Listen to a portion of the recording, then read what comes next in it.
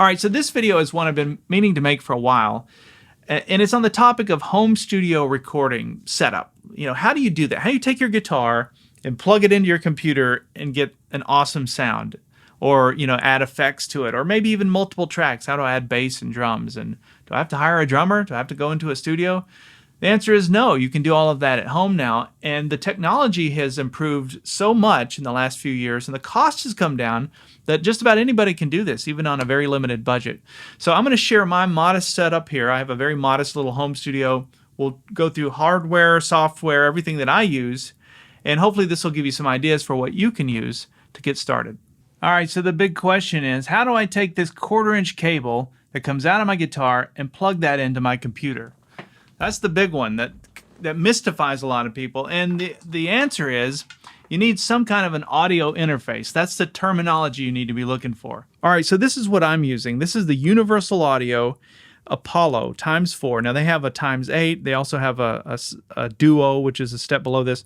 But this is the hardware, and it's also got the built-in software. So it has the plugins available, and I'll show you those in just a second. But you can see all the inputs in the back there. I've got 1/4-inch inputs. I've got XLR inputs. So there's microphone inputs, keyboard. Everything is kind of connected into this thing. There's also some front inputs if you need those as well. But that's what I'm using. It's basically like a mixer. So all of those inputs go into this, and then this goes up here and connects to my computer up there. All right, so this is the software end of the Apollo that I was just showing you, the hardware. And this is what I use as this is sort of your control center, I guess, for the Apollo. But what makes Universal Audio products so great are the plugins that they have. And so right now I'm using just one plugin here. This is the Neve console. And if you don't know anything about Neve, you can look it up. But they're really known for, in the music industry, for their warm sound, big tube console kind of thing. And they're incredibly expensive to buy, and they're huge if you were to try and install one. Or you could just use the software that simulates it, and it's pretty good. You can't really tell a huge difference from what I've seen in the kind of comparisons online. And this is just one plugin. There's so many different types of plugins. If I want to even go into guitar amplifiers, I can use this for that as well. So that's what I'm using as an audio interface, the Universal Audio Apollo ×4. The price on that is somewhere in the $1,400, $1,500 price range for the ×4. Now you can get the Duo, which is the model that's less than that. It's under $1,000. It's got less processing power, less inputs, I think.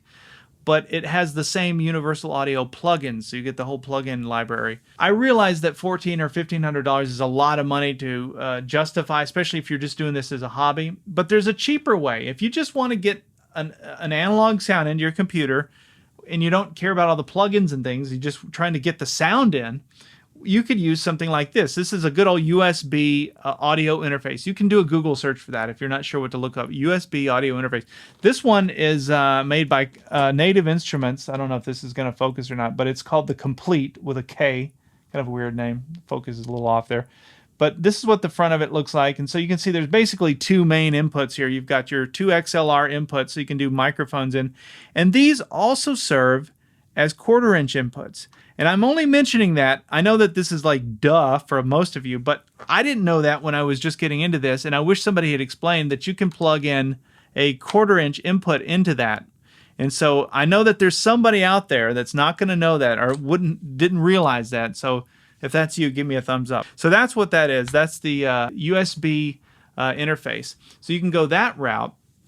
And then there's other makers. I mean, that was Native Instruments. Probably the most popular one is made by Focusrite, Focusrite.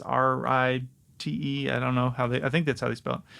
But you can Google that and look at all of their USB or Thunderbolt, depending on your connection, audio interface.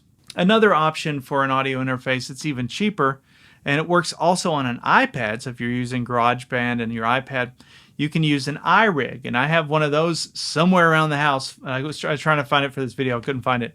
I haven't used it in a long time, but iRig, that's just I-R-I-G, is a great way to get your sound into your computer, especially if you're using GarageBand. It's just a really good interface for that on your iPad. All right, so we've talked about my audio interface, which then goes into my computer, and that's how all the sounds are recorded. They go into the hard drive of your computer. And so I'm using a MacBook Pro, which is a laptop, and I go in via USB-C or Thunderbolt connection. Now, I realize there's a lot of PC users that don't want anything to do with Mac, and that's okay. We're going to talk about some PC options as well. Let me just go through what I'm using here, and what we're looking at on the screen is my DAW, or DAW. Some people call it that. But it's just an acronym that stands for Digital Audio Workstation. And all that is it's a way of describing your multi-track recording. So any of the multiple tracks that I'm recording, I record them using this software. There's different types of DAWs. There's GarageBand, there's Pro Tools. My favorite is what we're looking at, which is Logic. And that's software that Apple makes. And it's incredibly intuitive, very easy to use, and it comes with all these plugins that are just built-in delays and echoes and EQs, and all of that stuff is built in. You just buy the software, you pay for it once, and you have everything. That's a lot more appealing to me than some of the other options. And it's just easy to use. And so one of the things that I like about this, and I get a lot of questions on this, is how do you record your drum tracks? This has a built-in drummer, which is just very simple and intuitive and perfect for what I do. So when I add the plus there, or when I click on the plus here, it allows me to add a new track. And I have these different types of tracks. If I choose drummer, I'm just going to show you what this looks like to give you an idea. It goes ahead and lays down a drum track or drum beat, and this is the BPM, so I'm at 120 beats a minute. And this is what it looks like. Now, I'm not going to play it here, but I wanted to show you this little interface, how easy this is. All I have to do, if I want it to be louder, I drag it up towards the loud. If I want it to be quieter, I go down here. If I want the beat to be more complicated, I come over here. Or if I want it to be simple, I go over here. Now, it's very, very basic. But I have some preset beats, all the ones that you can imagine. There's tons of them. I've also got different types of drummers. Some drummers are more like heavy metal. Some are more, country. And so I'm not going to change here because it's actually sending me a message there. But that's what I can do. I can choose the type of drummer, the type of beat, and I can add swing to the beat by, adjusting this, how many drum fills, all of that stuff. It's all built in, and it's just very simple and intuitive. In just a few minutes, I can dial in a pretty good blues beat or rock beat.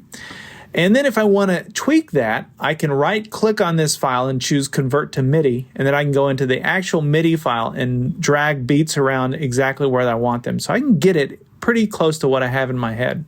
So that's how I record all my drums. Everything else is I just go in and I add an audio track, and I come in from my Kemper or what other sources, which we're going to talk about in just a minute. But I don't want to get ahead of myself. So what we're looking at here is all Logic, as I mentioned.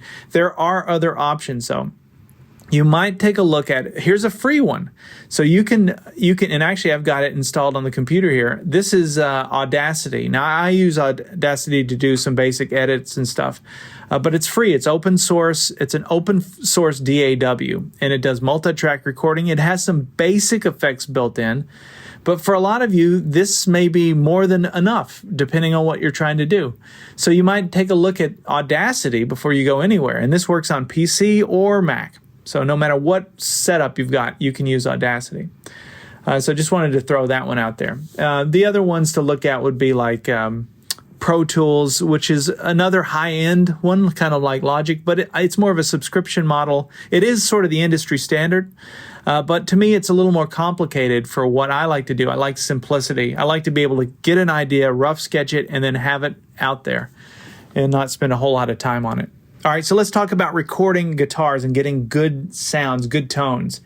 Now, I could plug my guitar directly into that Apollo that I showed you, the audio interface, and come into Logic here and use all of the built-in amps and effects within Logic to get pretty awesome sounds. So if I choose guitar or bass here and go to Create, it adds a track, and you can see that I've got like a little amp here. And it goes ahead and adds some effects here. And what's so cool about this to me is when I go into my amp builder, I have all these different types of amps. Now you can see this is sort of a Vox style amp. They don't call it that, but you kind of get the vibe. But I can choose different types of, that looks more like a Marshall, different types of amps. This has got more of a Fender thing. and I can, all the dials work just like they would on an amp, and I can dial in sounds with reverb and some basic effects on the amp here. I can also come over here and I can choose how far the microphone is placed away from the speaker, what type of cabinet I want to use. I can pick that. I mean, just all kinds of customization. And without using an amp or a Kemper or anything, I can literally take my guitar and go in to my Apollo and then use these built-in effects and get pretty awesome sounds. Now, it's not as good as miking a real amp, but it's pretty darn close. It is a little digital, and as the sound fades, sometimes you can hear it artifacting depending on how many effects you've got. But I think that's pretty awesome that it just comes with Logic, all of these effects. And so for guitar players, we love that kind of stuff. There's also the pedal board, which I can go into and look at all these different pedals I can add. So I can add these to those amps. There's delays and fuzz and flange and all of that stuff, EQ pedals, which just makes it very fun and intuitive. Now, everything you're looking at within Logic here would work with any of those audio interfaces that we talked about. It doesn't have to be the Apollo. It could be that complete Audio 6, the one that I showed you, or I talked about Focusrite. Those are like $100, $200, or even the iRig, which is like $100. You can get one of those and run any of these amp emulators within Logic, assuming you have a Mac. But these are some great options for you without having to deal with amplifiers or miking them or any of that. So that's how Apple Logic works, and that's what's so cool about it. I can take my laptop, I can take my little audio interface, whatever one I'm using, one of these, and a guitar, and I have a studio. I can get all of those, use all of those amps that are built into Logic, all the effects, all the pedals, and I can get some really good sounds. And so I've done a lot of jam tracks that way for Active Melody through the years. I have since graduated on and moved to, just because I like the sound a little better and some of the options with the Kemper Profiler. I'm using that, and also the Universal Audio aux, which I'll talk about. But the Profiler is basically just a box that allows you to digitally capture the sound of an amp. And so that amp could be any kind of amp you've got. You get all the nuances that go with that amp. And it's a pretty realistic representation when you play back through it. It feeds back. It does, all of the tone controls work the same way they would if you were sitting in front of that amp. And so it also allows people to share their amp profiles. So I can go on to Kemper's website and I can download a Dumble or a Matchless or Marshalls or whatever has been profiled, and just about anything has. So it's kind of like having everything. It's almost kind of too much in a way. So that's why I like the Kemper, because it gives me all these options. Plus, there's effects built in. And for me to record with it, all I have to do is plug into the Kemper, and then the Kemper just goes into that Apollo, that Universal Audio Apollo, and that's it. It's that simple. And the Apollo is plugged into the computer, and so that's how I record my guitar. That's what I do most of the time when I'm recording guitar tracks. The other way I've been recording is with the Universal Audio aux. Now, the aux is different from the Kemper Profiler in that you have to actually have the amp in your room. You can't just download another amp profile from somebody else. But it acts as an attenuator. So I can take, the other week I was playing with my Fender Blues Junior. I'm in a small room here. If I were to crank that Fender Blues Junior to get the amp in the sweet spot, it'd be too loud for me. I couldn't stand it in here. But using the aux, I can run it into the aux, and then I can dial down the volume. I can get it exactly, it could be as quiet as you want it to be, but you're still getting the exact breakup that you would get from the amp. So you're getting a digital signal then of what the amp was doing in real time. So that's what it does. There's some other effects I can add to that come with an app that you can pull up on your iPad. But in essence, that's what it is. It allows you to connect your amplifier to the aux, and then the aux has all these different cabinets that it simulates, as if you had a mic in front of a cabinet. So it's a much easier way of recording a good guitar tone. You get great tones from the aux or from the Kemper Profiler. They just are a little different. But there's a big price difference. The aux is half the cost of the Kemper Profiler, so you can keep that in mind. Now, if you're not into using the software that I was talking about, Apple Logic, you don't want to deal with buying an aux because they're too expensive, or Kemper Profiler, a great option for you is one of these. And I have used this a lot through the years. I bought this in the late 90s when they first came out. This is the Line 6 Pod, P-O-D.